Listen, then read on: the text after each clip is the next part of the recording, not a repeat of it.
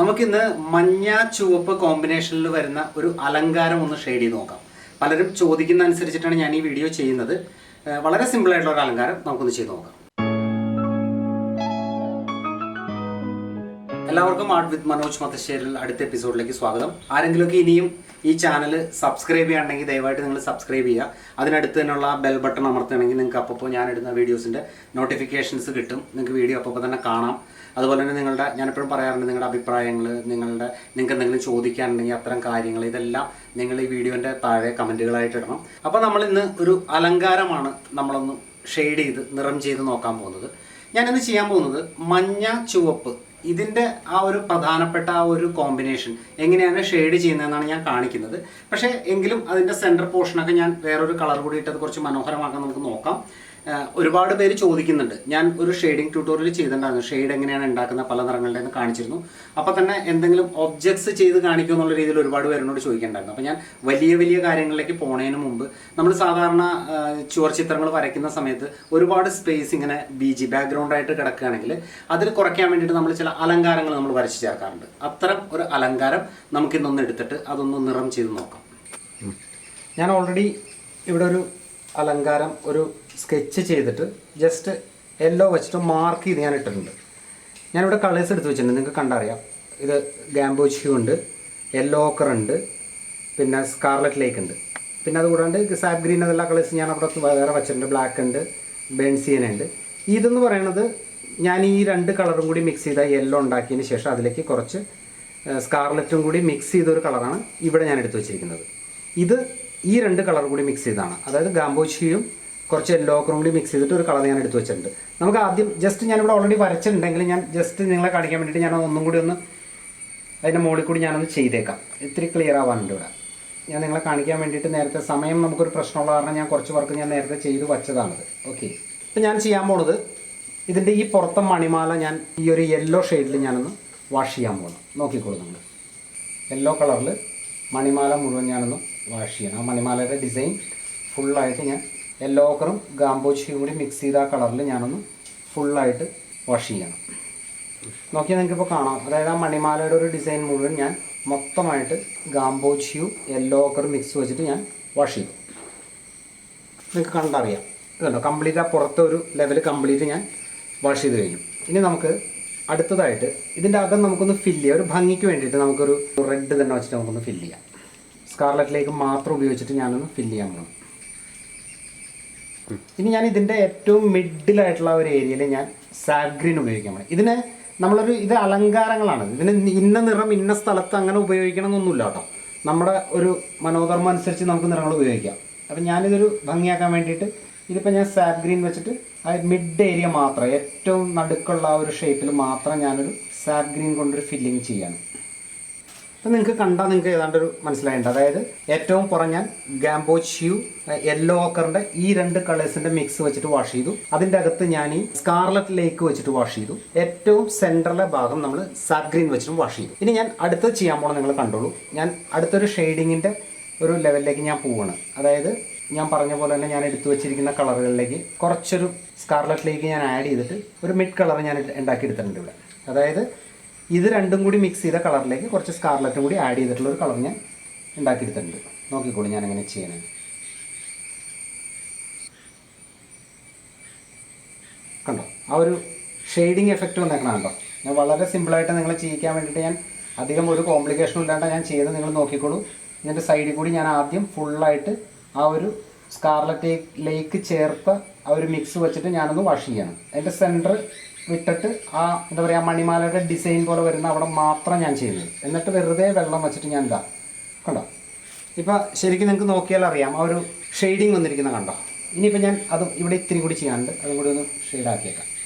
നമ്മളിതിങ്ങനെ side complete ആയിട്ട് ഏതാണ്ട് ആ ഒരു റെഡിഷ് കുറച്ചും കൂടി സ്കാർലറ്റിലേക്ക് ചെയ്തിട്ടുള്ള ആ കളർ വെച്ചിട്ട് നമ്മൾ കംപ്ലീറ്റ് ആയിട്ടൊന്ന് ചെയ്ത് കഴിഞ്ഞു. ഇനി നമുക്കതൊന്ന് വെള്ളം തൊട്ട് ഞാൻ ആ നേരത്തെ ചെയ്ത പോലെ തന്നെ നിങ്ങൾ നോക്കിക്കോളൂ, അതൊന്ന് ലയിപ്പിക്കണം. ഇനി ഞാൻ ഇതേ കളർ തന്നെ വെച്ചിട്ട് ഈ സൈഡ് കൂടി ജസ്റ്റ് ഞാനിങ്ങനെ ഷെയ്ഡ് ചെയ്ത് പോകണം. ഇപ്പോൾ നമ്മൾ ഏതാണ്ട് കംപ്ലീറ്റ് ആയിട്ട് ആ പുറത്തൊരു ലെവൽ ഫുള്ള് നമ്മൾ റെഡിൻ്റെ കൂടി ഒരു കോമ്പിനേഷനിൽ റെഡ് യെല്ലോ കോമ്പിനേഷനിൽ നമ്മൾ ചെയ്ത് കഴിഞ്ഞു. ഇനി ഞാൻ അകത്ത് ചെയ്തിരിക്കുന്ന റെഡ് ഒന്നും കൂടി ഒന്ന് ഡാർക്കാക്കണം. കുറച്ച് ഭംഗിക്ക് വേണ്ടിയിട്ട് നമുക്കൊന്ന് ഡാർക്കാക്കി പോവാം. ഞാൻ ഒരു വാഷേ ചെയ്തിട്ടുണ്ടായിരുന്നുള്ളൂ, നമുക്കൊന്ന് ഡെപ്ത് കൂട്ടാനില്ല. ഇതിൽ വേണമെങ്കിൽ നമുക്ക് കുറച്ച് ബ്രൗണൊക്കെ ആഡ് ചെയ്തിട്ടൊക്കെ ചെയ്യാം കേട്ടോ. ഇതൊക്കെ നമ്മുടെ ഒരു സ്വാതന്ത്ര്യം അനുസരിച്ചിട്ട് ചെയ്യാൻ വേണമെങ്കിൽ കുറച്ചും കൂടി ഡാർക്കർ ആക്കണം എന്നുണ്ടെങ്കിൽ കുറച്ച് ബേൺ ചെയ്യാൻ ആഡ് ചെയ്തിട്ടൊക്കെ വേണമെങ്കിൽ നമുക്ക് ചെയ്യാം. ഞാൻ പക്ഷേ ഇപ്പോൾ ഏതായാലും ഡയറക്റ്റ് തന്നെ ചെയ്ത് പോവാണ്.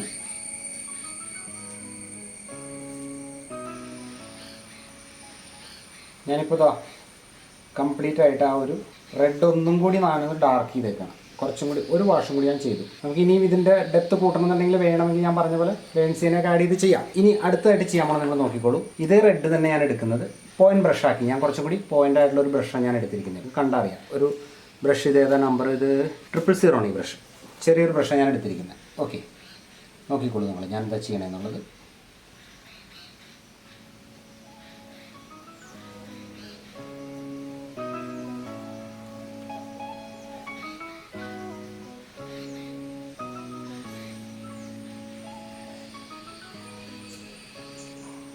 ആ ഔട്ട്ലൈൻ കംപ്ലീറ്റ് ഞാൻ റെഡ് വെച്ചിട്ട് ഒന്നും കൂടി ചെയ്യണം. അപ്പോൾ അതാ നിങ്ങൾക്ക് നോക്കിയാൽ കാണാം ആ ഒരു ഡിസൈൻ ഓൾമോസ്റ്റ് ഫൈനലൈസ് ചെയ്തിട്ടുണ്ട്, കംപ്ലീറ്റ് ആയിട്ടുണ്ടത്. ഇനി നമുക്ക് ഇതിൽ എന്താ ചെയ്യേണ്ടതെന്ന് വെച്ചാൽ ഇപ്പോൾ ബ്ലാക്കാണ് നമുക്ക് ഇടാനുള്ളത്. ഇപ്പോൾ നമ്മളിതൊന്നും ഫുള്ളായിട്ട് ചെയ്ത് കഴിഞ്ഞു. ഇത് ഉണ്ടോ ഈ സൈഡ് നമ്മളൊന്ന് ഷെയ്ഡ് ചെയ്തിട്ടുണ്ട്. ഇനി നമുക്കിതിലൊരു ബ്ലാക്ക് ഇട്ട് കഴിഞ്ഞിട്ടുണ്ടെങ്കിൽ നമുക്കിത് വേറൊരു രീതിയിൽ നമുക്കിതിന് കൂടുതൽ ഭംഗിയാവും ബ്ലാക്ക് ഇട്ട് കഴിയുമ്പോൾ. അപ്പോൾ ഇനി ബ്ലാക്ക് ഇട്ട് നോക്കാം. ബ്ലാക്ക് ഇടുമ്പോൾ ഞാൻ പറഞ്ഞിട്ട് നിങ്ങളുടെ അടുത്ത് വേണമെങ്കിൽ നിങ്ങൾക്ക് കുറച്ച് ഇന്ത്യൻ ഇങ്ക് യൂസ് ചെയ്യാം. പക്ഷേ ഞാൻ അതൊന്നും ഇടുന്നില്ല. ഞാൻ ഡയറക്റ്റ് ബ്ലാക്ക് തന്നെ മാത്രം ഇട്ടിട്ട് ഞാനിത് ഫിനിഷ് ചെയ്യാണ്. ആദ്യം നമുക്കിതിൻ്റെ സെൻറ്ററിൽ മാത്രം നമുക്കൊന്ന് ബ്ലാക്ക് ഇടാം. ഇപ്പോൾ കണ്ടോ സെൻറ്റർ മാത്രം ഞാൻ ബ്ലാക്ക് ഇട്ട് കഴിഞ്ഞു. ഇനിയിപ്പോൾ ഈ സൈഡ് ബ്ലാക്ക് ഇടാൻ ഒന്ന് ഉണങ്ങാനുണ്ട്. നമുക്ക് ആ നേരം കൊണ്ട് നമുക്ക് പുറത്ത് ഏറ്റവും ഔട്ടറായിട്ടുള്ള ഏരിയയിൽ ബ്ലാക്ക് ഇടാം. ഇത് ഉണങ്ങി വരുന്നു, ഉണങ്ങിയുണ്ട്. നമുക്ക് ഇതെന്നാ ചെയ്യാം അപ്പോൾ അങ്ങനെയെങ്കിൽ. ഓക്കെ, സെൻറ്റർ രണ്ടും ഇട്ട് കഴിഞ്ഞു. ഇനി നമുക്ക് ഇവിടെ ഒരു ലൈൻ ഉണ്ട്, അതുകൂടി നമുക്ക് ബ്ലാക്ക് ഇടാം. ഇനി നമുക്ക് ആ പുറത്തെ ഡിസൈൻ ബ്ലാക്ക് ഇടാം.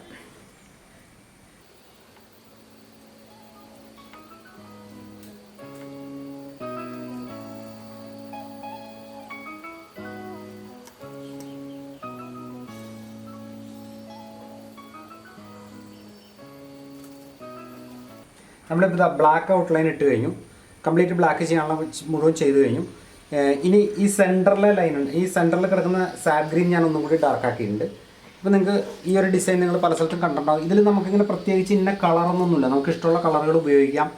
ഇപ്പം ഞാനിത് നിങ്ങൾക്ക് പ്രധാനമായിട്ട് ആ ഒരു സൈഡിലത്തെ ആ ഒരു ഷെയ്ഡിങ് കാണിക്കാനായിട്ടും ഈ ഡിസൈൻ ഒന്ന് ചെയ്ത് കാണിക്കാൻ വേണ്ടിയിട്ടും ചെയ്തൊരു വീഡിയോ ആണ്. ഇനി നമുക്കൊരു കാര്യം കൂടി ഇത് ചെയ്തേക്കാം. ആ ഒരു മഞ്ഞ ലൈനകത്തുള്ളത് അതൊന്നും കൂടി നമുക്കൊന്ന് തെളിച്ചേക്കാം.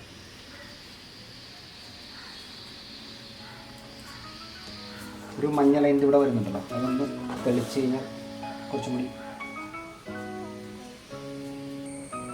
നമ്മളിപ്പോൾ ഈ ഒരു ഡിസൈൻ കംപ്ലീറ്റ് ചെയ്തിരിക്കണം. ഇത് നിങ്ങൾ പലപ്പോഴും കണ്ടിട്ടുണ്ടാവും. നമ്മൾ മ്യൂറൽ വരയ്ക്കുമ്പോൾ ബാക്ക്ഗ്രൗണ്ട് ഏരിയ ഒരുപാടുണ്ടാവും പല സ്ഥലങ്ങളിൽ. അപ്പോൾ ഈ ഒരുപാട് ബാക്ക്ഗ്രൗണ്ടുള്ള ഏരിയയിൽ ആ ബാക്ക്ഗ്രൗണ്ടിനെ ബാലൻസ് ചെയ്യാൻ വേണ്ടിയിട്ട് പണ്ട് കാലം മുതലേ ചില അലങ്കാരങ്ങൾ ഉപയോഗിക്കും. അത്തരം ഒരു അലങ്കാരമായിട്ട് ഉപയോഗിക്കാവുന്നൊരു ഡിസൈനാണിത്. ഇത് ഞാൻ നിങ്ങൾ വരച്ച് കാണിക്കാനുള്ള കാരണം എന്ന് വെച്ചാൽ ഇത് വളരെ സിമ്പിളായിട്ട് നിങ്ങൾക്ക് ചെയ്യാവുന്ന ഒന്നാണ്. നമ്മൾ ഏതാണ്ട് മ്യൂറൽ ചെയ്യുന്ന പല കളേഴ്സ് നമ്മൾ ഇതിൽ പല രീതിയിൽ ഷെയ്ഡിങ് ഒക്കെ ആയിട്ട് നമ്മൾ ഉപയോഗിച്ചു. അപ്പോൾ നിങ്ങളെല്ലാവരും ഇതുപോലെ തന്നെ ചെയ്ത് നോക്കുക. ഇത് പല കോമ്പിനേഷൻസിൽ ചെയ്യാറുണ്ട് കേട്ടോ. വേണമെങ്കിൽ വൈറ്റ് മാത്രമായിട്ട് ചെയ്യാറുണ്ട്, ചുമപ്പും ബ്ലാക്കും മാത്രമായിട്ട് ചെയ്യാറുണ്ട്, ചിലപ്പോൾ പച്ച ചുവപ്പ് അങ്ങനെ ഒരു ഡിസൈനിൽ ചെയ്യാറുണ്ട്. ഇത് കളർ ഏത് വേണമെങ്കിലും നമുക്കതിൽ ഉപയോഗിക്കാം.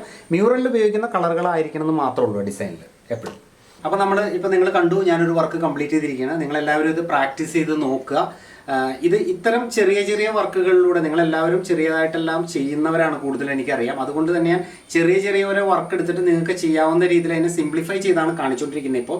അപ്പോൾ തീർച്ചയായിട്ടും ഈ 3 കളറുകൾ, ഞാനിപ്പോൾ കണ്ട കളറുകൾ ഏതെങ്കിലും ഒരു കളർ കൂടി നിങ്ങൾക്ക് എക്സ്ട്രാ എടുത്തിട്ട് ഞാൻ ചെയ്ത പോലെ തന്നെ നിങ്ങൾക്കിത് സെപ്പറേറ്റ് ആയിട്ട് വരയ്ക്കാൻ ഒരു പേപ്പറിൽ നിങ്ങളിങ്ങനെ ഇതേ രീതിയിൽ കളർ ചെയ്ത് നോക്കുക. അപ്പോൾ അതോടുകൂടി നമ്മൾ ഇന്നത്തെ ഈ ഒരു എപ്പിസോഡ് വൈൻഡപ്പ് ചെയ്യണം. അതിന് മുമ്പ് ആരെങ്കിലുമൊക്കെ ഇനിയും ഈ ചാനൽ സബ്സ്ക്രൈബ് ചെയ്യാനുണ്ടെങ്കിൽ ദയവായിട്ട് സബ്സ്ക്രൈബ് ചെയ്യണം. ആ ബെൽ ബട്ടൺ അമർത്തണം. അപ്പോൾ നിങ്ങൾക്ക് അപ്പോൾ ഞാനിടുന്ന വീഡിയോസിൻ്റെ നോട്ടിഫിക്കേഷൻസ് കിട്ടും, നിങ്ങൾക്ക് അപ്പോൾ തന്നെ കാണാം. പിന്നെ ഞാൻ എപ്പോഴും പറയാറുള്ള ഒരു കാര്യമുണ്ട്, നിങ്ങളുടെ എന്താണെങ്കിലും അഭിപ്രായങ്ങളാണെങ്കിലും സംശയങ്ങളാണെങ്കിലും വിമർശനങ്ങളാണെങ്കിലും ദയവായിട്ട് വീഡിയോൻ്റെ കമൻറ്റുകളായിട്ട് ഇടുക. തീർച്ചയായിട്ടും അതിനുള്ള ഉത്തരങ്ങളുമായിട്ട് ഞാൻ എത്തും. ഞാൻ ഈ വരുന്ന ഞായറാഴ്ചയും ഞാനൊരു ലൈവ് പോകുന്നുണ്ട്. ഞാൻ ഈ ലൈവ് ചെയ്യുന്നതിൻ്റെ പ്രധാനപ്പെട്ട ഒരു ഉദ്ദേശം എന്താണെന്ന് വെച്ചാൽ നമ്മൾ തമ്മിലുള്ള ഒരു ഇൻട്രാക്ഷനാണ്. ഒരുപാട് പുതിയ സബ്സ്ക്രൈബേഴ്സ് വരുന്നുണ്ട്, പഴയ ആളുകൾ ഒരുപാടുണ്ട്. അപ്പോൾ നിങ്ങളെല്ലാവരും ലൈവിലെത്തണം. ഞായറാഴ്ച വൈകിട്ട് 7 മണി സമയത്താണ് ഞാൻ ലൈവ് പ്ലാൻ ചെയ്യുന്നത്. അപ്പോൾ തീർച്ചയായിട്ടും നമുക്ക് ലൈവിൽ കാണാം. അപ്പോൾ ഞാൻ ഈ വീഡിയോ വൈൻഡപ്പ് ചെയ്യാണ്. അടുത്തൊരു വീഡിയോയുമായിട്ട് വീണ്ടും കാണുന്നവരെ എല്ലാവർക്കും നന്ദി, നമസ്കാരം.